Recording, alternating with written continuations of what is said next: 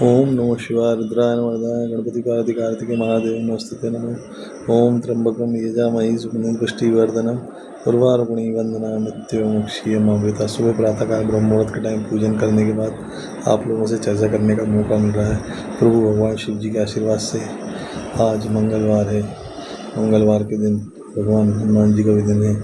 आज अंजनी पुत्र का भी दिन है। प्रभु अंजनी पुत्र हनुमान जी का भी आप पूजा पाठ कीजिए और भगवान शिव महादेव का भी आशीर्वाद लीजिए। भगवान हनुमान जी अंजनी पुत्र का भी आशीर्वाद लीजिए। ओम नमः शिव गणपति कार्तिके महादेव नमस्ते नमः। ओम सर्वमंगलाय शिव साधिके शरण्ये त्र्यंबके गौरी नारायण नमस्ते।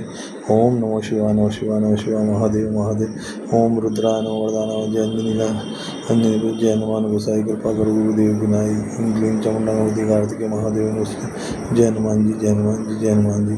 ओम नमः शिवाय ओम नमः शिवाय ओम सर्वमंगलाय शिव साधिके शरण्ये त्र्यंबके गौरी नारायण नमस्ते।